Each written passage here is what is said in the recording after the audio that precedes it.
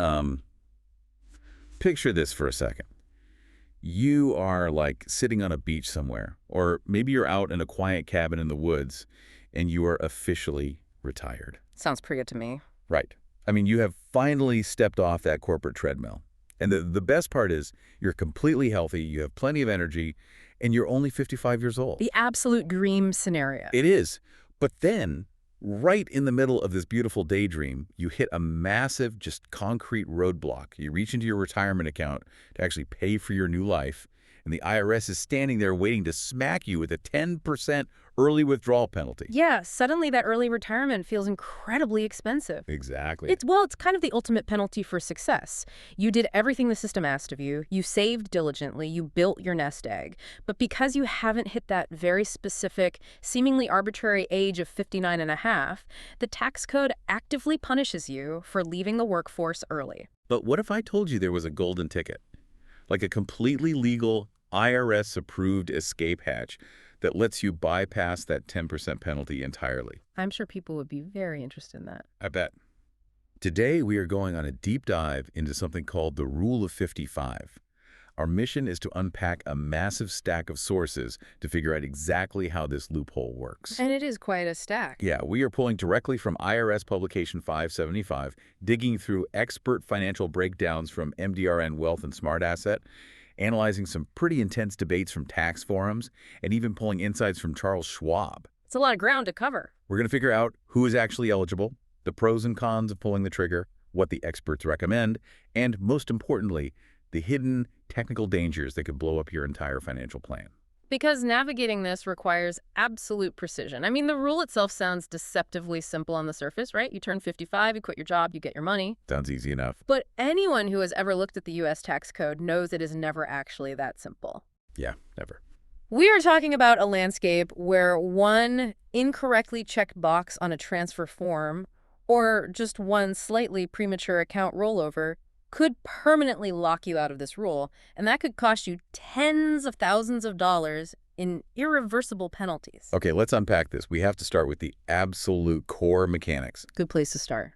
So according to the breakdown from MDRN Wealth and the IRS documentation itself, the Rule of 55 basically states that if you separate from service, meaning, you quit, you get fired, or you formally retire in or after the year you turn 55, you can take penalty-free distributions from your current employer's 401k or 403b plan. Right. But we need to clarify a massive misconception right out of the gate here. Oh, what's that? This rule is a waiver of the 10% early withdrawal penalty, and only the 10% penalty. Standard federal and state income taxes still apply to every single dollar you take out. Of course. You'd still pay the tax man. Always. In fact, to protect themselves, the IRS requires your plan administrator to implement a mandatory 20% withholding for federal taxes right off the top of any Rule of 55 distribution. Wait, a mandatory 20%? Yep. So if I need, let's say, exactly $50,000 to live on for the year, I can't just withdraw $50,000. Not if you actually want $50,000 in your checking account. You would have to withdraw $62,500 to net that $50,000. Wow. Because that 20% is sent straight to the Treasury as a prepayment of your tax liability. That's a huge chunk. Do you ever see that money again? Well, yeah. If that 20% ends up being more than your actual tax bracket dictates you owe, you get the difference back as a refund when you file your taxes the following spring. Okay, so it's not gone forever. Right. But from a pure cash flow perspective, during your first year of retirement, you have to plan for that money being temporarily gone. That drastically changes the math on how much you need saved before pulling the ripcord. It really does. Though I did notice in IRS Publication 575, there is a group of people who get to start this whole process even earlier. Yes, qualified public safety employees get a significant head start. Like police and firefighters. Exactly.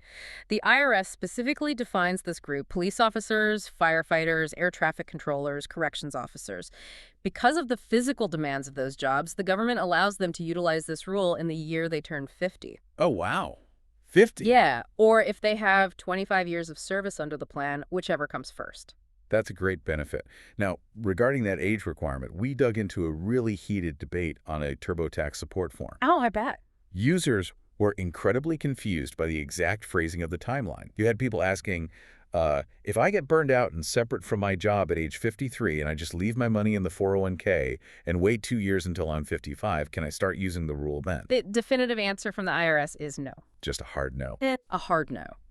If you separate from service at 53 or 54 and wait, you are permanently disqualified from using the rule on that specific account. Okay, so the timing of when you leave is crucial. Absolutely. The actual separation from service, like your last day of employment, must happen in the calendar year you turn 55 or later. Wait, so the exact month doesn't matter? No. That is a huge relief for anyone trying to time this out. I was reading through IRS Notice 8713, and it seems like the government treats this almost like a really relaxed club bouncer. A bouncer. How so? Well, you walk up to the door of early retirement in January, and you're technically only 54 years old because your birthday isn't until November.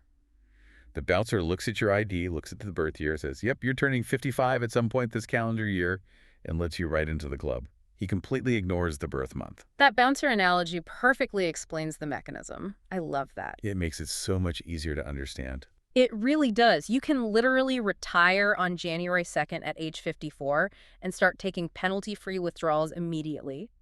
The only requirement is that you blow out 55 candles on your birthday cake later that exact same calendar year.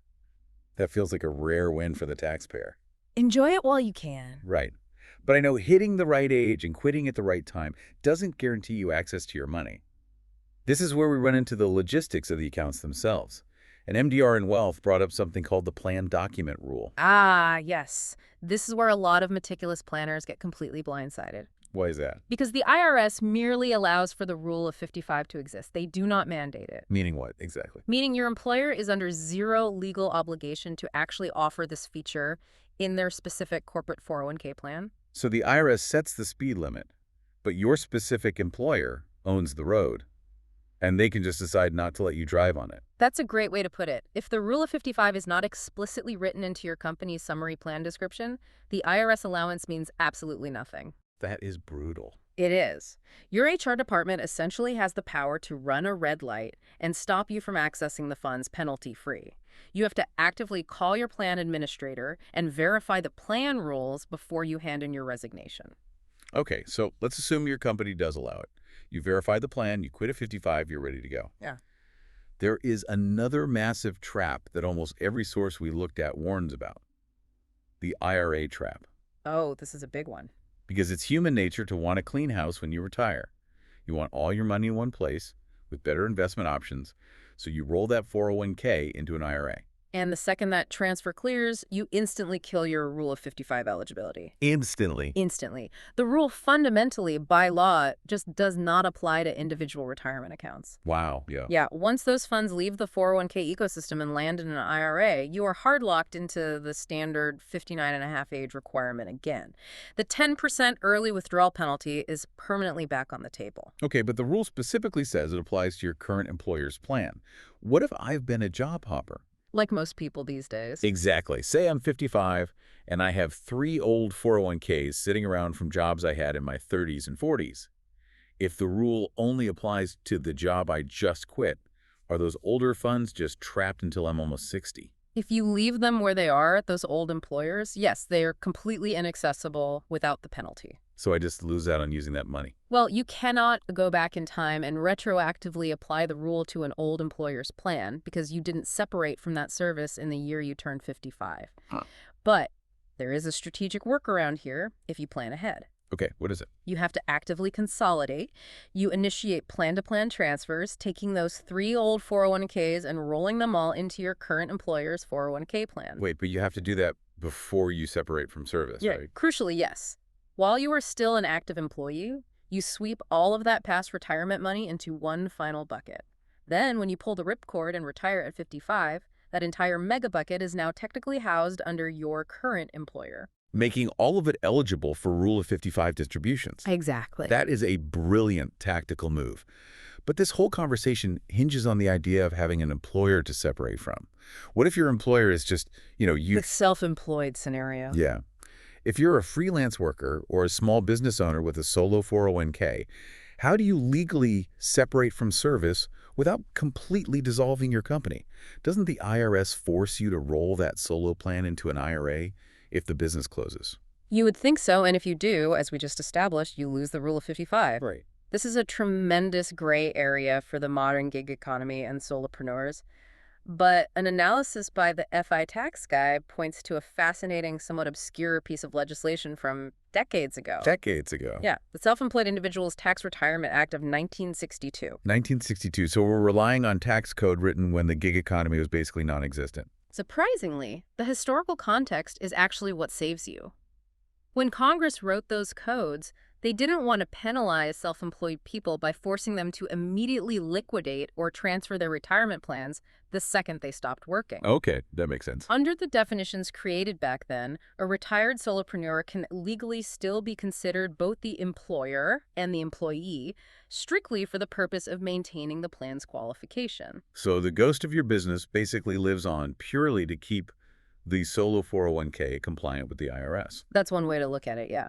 Legally, the solo 401k survives your retirement, which keeps the door propped open to utilize the Rule of 55. Okay, all set. But, and this is a big but, the FI Tax Guy issues a severe warning here against a highly audited practice called stuffing. Right, stuffing. This is where people try to get a little too clever. Very clever. Someone decides they want to retire at 55, so they start a flimsy temporary business.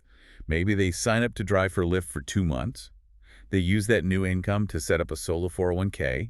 They roll hundreds of thousands of dollars of old IRAs into it, and then they immediately retire from Lyft, just to trigger the Rule of 55. And if the IRS catches you doing that, the penalties are catastrophic. I can imagine. A solo 401k requires a legitimate trade or business with a genuine profit motive.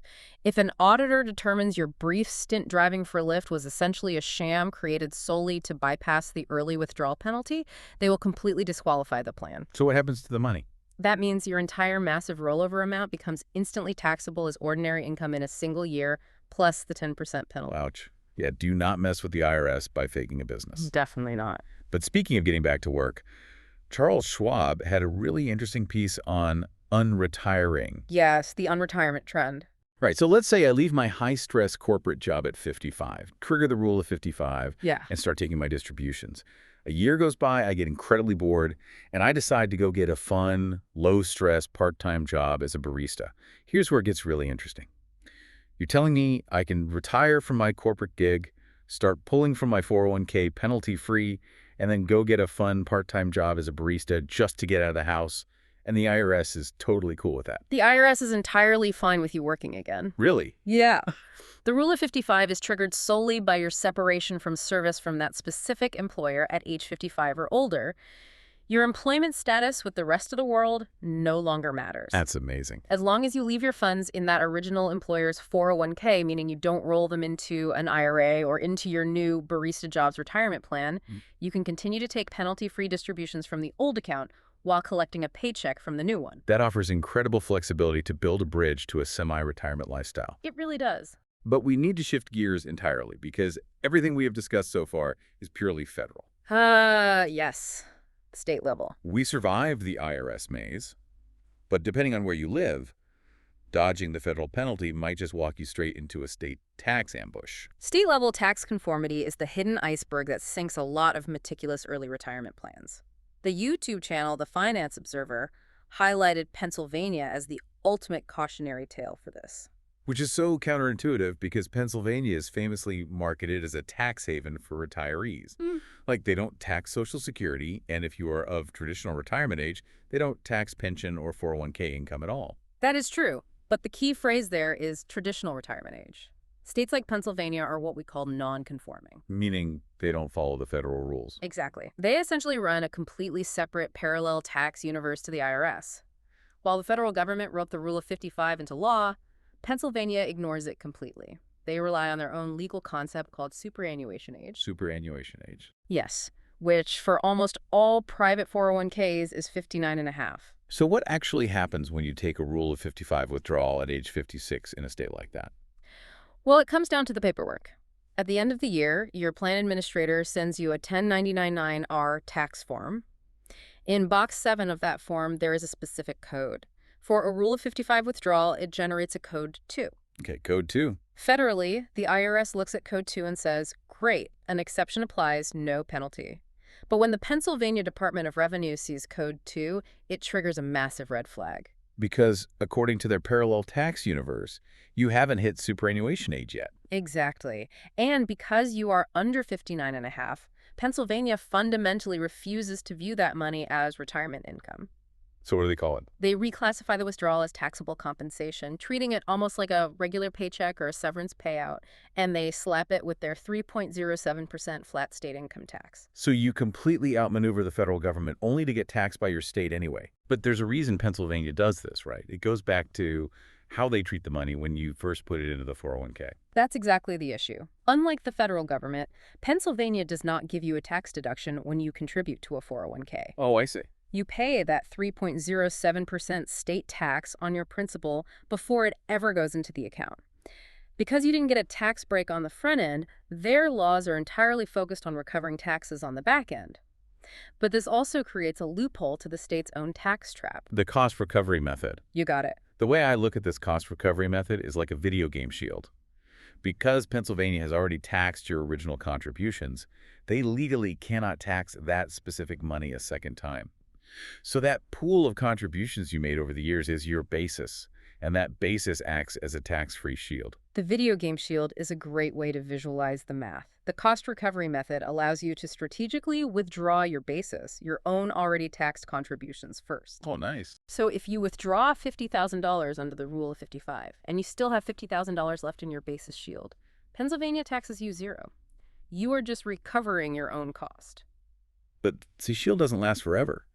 Once your total withdrawals equal your lifetime contributions, the basis hits zero. The shield breaks. And that's when things change. Right. Any dollar you withdraw after that is considered investment growth or employer match, which the state has never taxed. And that is when you start taking actual damage, meaning you start paying that 3.07% tax on the growth until you finally reach 59.5. And you know the most dangerous part of this state-level trap? What's that? The state will not do this math for you. Your 401k provider likely won't do it either.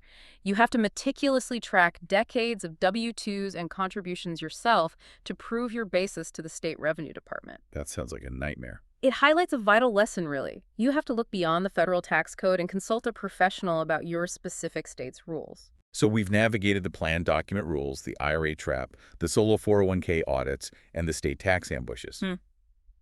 Let's look at the alternatives. What if someone is listening right now and realizes they already messed up? It happens more often than you'd think. Say they already quit at age 52, or they already rolled their entire 401k into an IRA to get better mutual funds. Are they just out of luck until they turn 59.5? Not entirely. If you blow your eligibility for the Rule of 55, your primary alternative is Rule 72T, also known as SCPP, which stands for Substantially Equal Periodic Payments. The VP. Okay. The Smart Asset Breakdown covers this beautifully. 72T works for both IRAs and qualified plans, and the major benefit is that it allows penalty-free withdrawals at literally any age. You don't have to wait until 55. Oh, that sounds great. But there is a massive trade-off. Where the Rule of 55 gives you total freedom, 72T is incredibly rigid. Because with the Rule of 55, you could take out $10,000 one year, realize you don't need any money the next year, and take zero, and then take out $50,000 the year after that. You dictate the flow. Exactly. How does 72T restrict that? Well, 72T forces you to use IRS math to calculate your exact payment. You have to lock into one of 3 IRS-approved methods: the required minimum distribution method, fixed amortization, or fixed annuitization. So you can't just pick a number. Not at all. These formulas calculate a very specific withdrawal amount based on strict mortality tables and your account balance. Let's say the formula determines you must take $14,000 a year.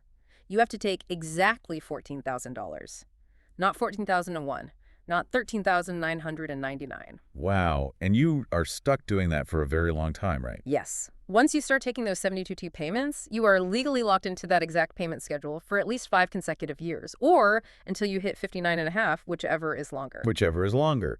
So what happens if you miss a payment, or you just decide you don't need the money anymore and try to stop? The IRS penalty for busting a 72T schedule is severe. They will retroactively apply the 10% early withdrawal penalty to everything you've taken out since you started, plus interest. Oh my gosh. It requires absolute, unflinching commitment to the payment schedule. which is terrifying if your financial situation changes. This brings us to the actual recommendations from the financial advisors at MDR and Wealth. Huh. Given all this complexity, when is the Rule of 55 actually the right strategic move? The advisors specifically note that the Rule of 55 is best suited for people who are 401k heavy but light everywhere else. Meaning you did a phenomenal job maxing out your 401k contributions for decades, but you forgot to build up a cash savings account or a regular taxable brokerage account to bridge the gap between retiring early and turning 60. Because taking money out of your 401k early comes with a massive opportunity cost, right? Absolutely. The loss of tax-deferred compound growth is the biggest hidden cost here. Every dollar you pull out of a market at age 55 is a dollar that cannot compound for the next 30 years of your retirement. That really adds up. To add to that, because these withdrawals are taxed as ordinary income, pulling out large chunks of your 401k to live on could easily push you into a much higher marginal tax bracket. The IRS ends up getting a bigger slice of the pie anyway, even without the penalty. So if you have highly appreciated stocks in a standard taxable account or a healthy cash reserve, the experts generally recommend you drain those tax-efficient buckets first. Let the 401k continue to grow untouched for as long as possible. So what does this all mean? It sounds like just because you can use this rule doesn't automatically mean you should. It is a tool. Sometimes it's a tool of last resort or a very specific tool for a portfolio imbalance, but it should never be the default strategy without running the long-term math. So let's recap this incredible journey. The Rule of 55 is an amazing mechanism to bridge the gap to age 59 and a half, provided you navigate the minefield flawlessly. You must meet the calendar year age requirement. Remember the bouncer. You must consolidate and leave your money in your current employer's plan. Do not fall into the IRA trap. You have to verify that the specific plan document actually allows it. And you must be hyper aware of how your specific state handles the taxation of early withdrawals. It requires extreme diligence. And if we zoom out for a second, it leaves us with a rather profound realization about modern retirement planning. Yeah. We spend decades obsessing over the big numbers, our target retirement age, our portfolio balances, our asset allocation. But this deep dive proves that your actual practical freedom might be dictated by a dusty, unread HR document sitting in a PDF file somewhere. Have you ever actually requested and read your specific 401k plan's summary plan description? I haven't, to be honest. Because all the wealth in the world doesn't matter if the fine print says you can't access it when you need it most. Your timeline to freedom might literally be hiding in the fine print. That is definitely something to go request from HR right after this. We started this deep dive talking about that dream of early retirement and how the IRS penalty acts like a roadblock. Knowing the mechanics of the Rule of 55 gives you a map around that roadblock as long as you drive carefully. Thank you so much for joining us on this deep dive into the true cost and the hidden rules of retiring early. Keep learning, keep planning, and we'll see you next time.